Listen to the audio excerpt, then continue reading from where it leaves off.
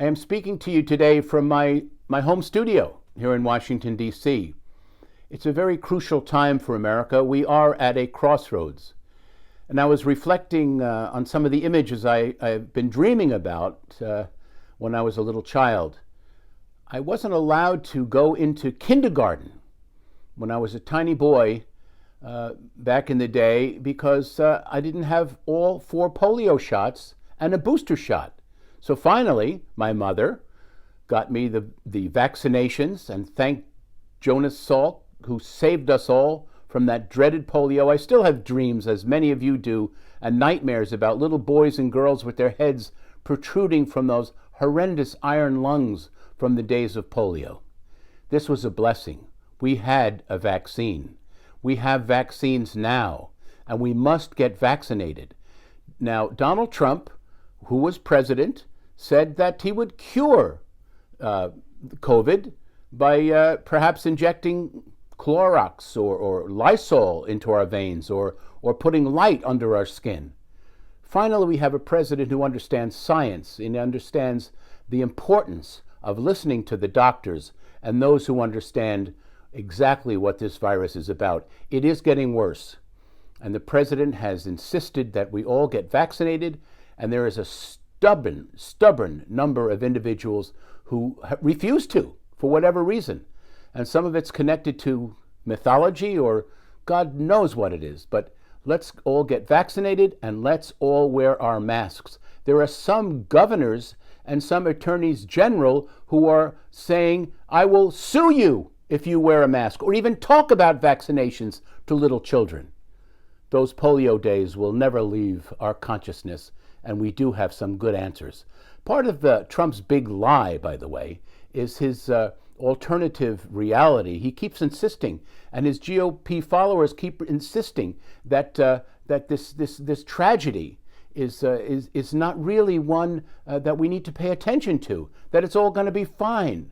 Although there are some Republicans who are his acolytes, who are his disciples, for example, Governor DeSantis, who's maybe learning something about his state, which is the highest rate of all, let alone Texas and others with Governor Abbott, who refuse to insist that vaccinations occur for their citizenry and that they wear masks. They're starting to say, wait a minute, maybe we should get vaccinated. I think they're afraid of losing their constituents. If all their constituents die off from COVID, tragically, they'll have nobody to vote for them. Wouldn't that be ironic?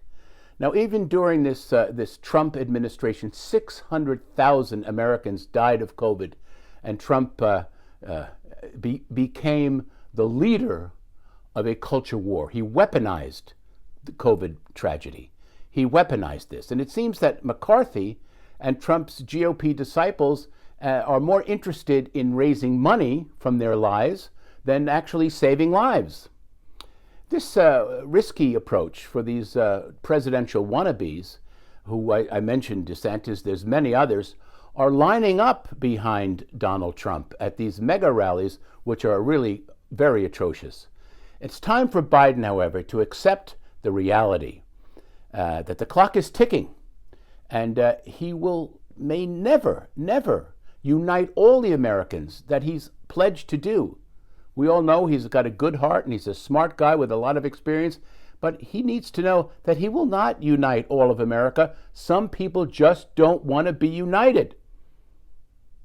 It's called the dumbing down of America. You can quote me on that one. Now, it requires a hard line on vaccination. It requires a hard line from the president also to his Democratic friends and get rid of the darn filibuster so we can have free and fair elections, especially in 2022, which will be a very important year. Our health of our democracy is at stake. And I would also like to see, personally, since many people that I know in business, etc., can't travel to Europe or throughout Europe, we need Joe Biden to push through a U.S. government-approved, tamper-proofed vaccination passport so we can travel again as the world opens up. And we need to speak very clearly, especially Joe Biden, to the anti-vaxxers and tell them this is where our country is going. We need to be a free, healthy economy. We need to be a free and healthy citizenry. And we need to be a country that can come together and cure this virus together. This is John Christopher Bua for Real Political News. I'll see you next time at the White House.